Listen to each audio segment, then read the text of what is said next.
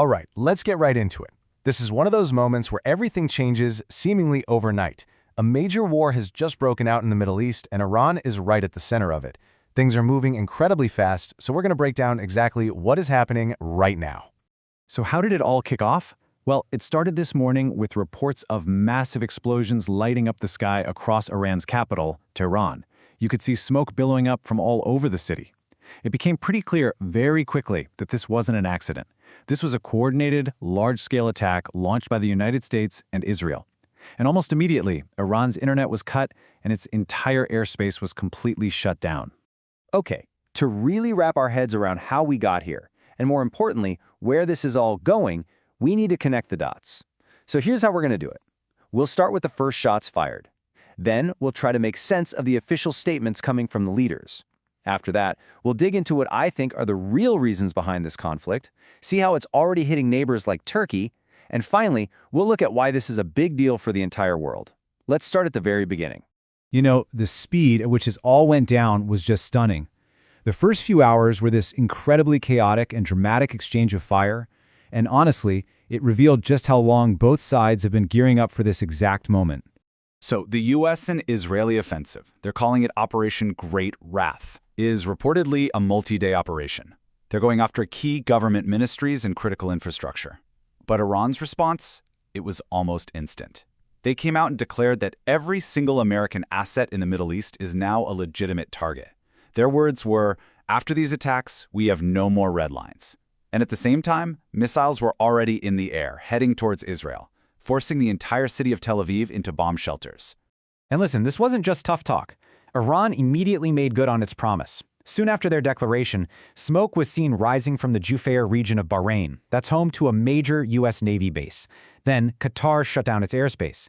As I'm talking to you right now, we know at least 4 different U.S. bases have been hit across Bahrain, Qatar, Kuwait, and the UAE.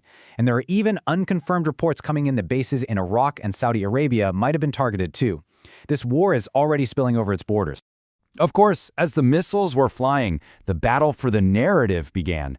Leaders on all sides immediately started trying to frame the conflict for the world, and, maybe most importantly, for the people of Iran themselves.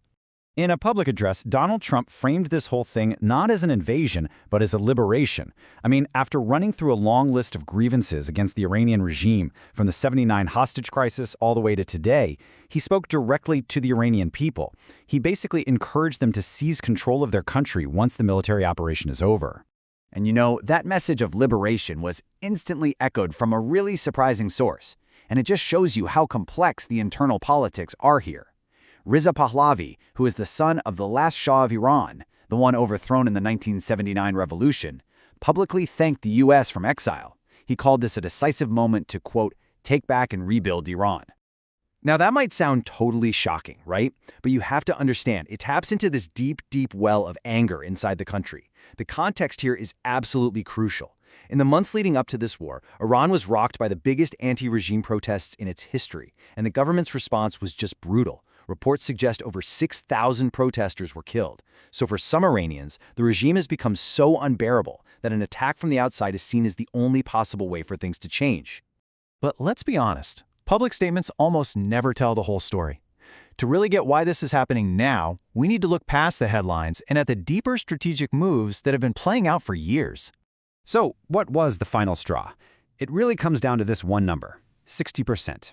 While the protests might have provided a convenient excuse, the real trigger was Iran's nuclear program hitting 60% uranium enrichment. Now, to put that into perspective, weapons-grade uranium is around 90%, but the jump from 60 to 90 is way easier, technically, than it is to get to 60 in the first place. For the US and Israel, this meant Iran was just a short sprint away from having a nuclear bomb.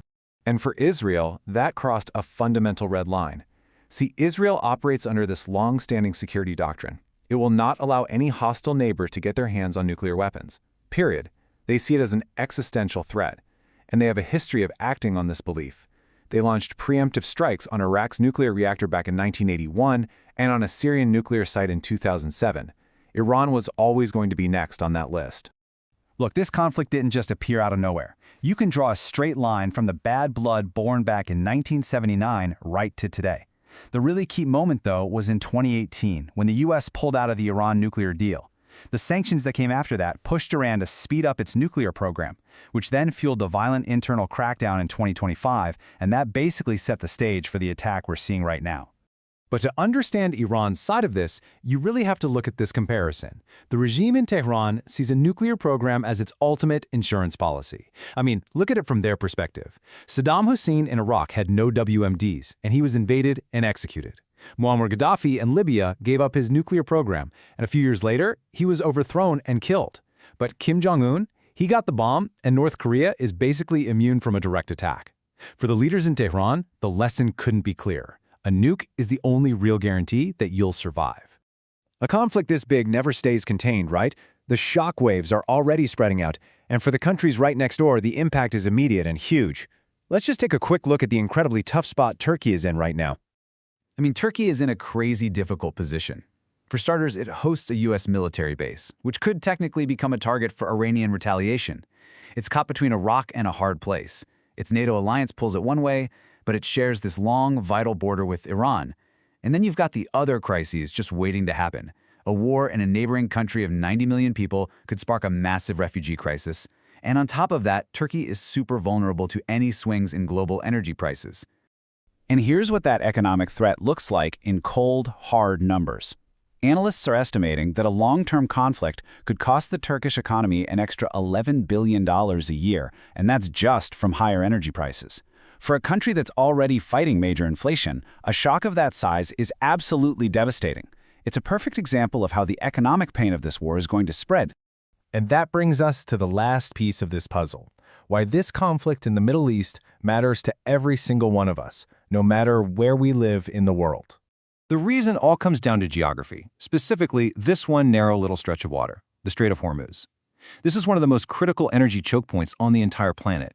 Iran has effective control over this strait, and it's their single biggest piece of leverage against the entire global economy. And this chart just shows you exactly what's at stake. A full 20%, that's 1/5, of the entire world's daily oil supply has to pass through that tiny strait. If Iran decides to close it in retaliation, the shock to global energy markets would be catastrophic. Prices would skyrocket everywhere.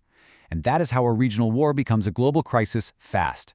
So that's where we stand. A conflict that's been decades in the making has finally exploded, triggered by a nuclear red line and fueled by generations of bad blood. The immediate fallout is pretty clear: a widening war and a global economy that's suddenly on a knife's edge. But the long-term outcome? That is a complete unknown. We are literally watching history being written in real time, and the only question that really matters now is, what happens next?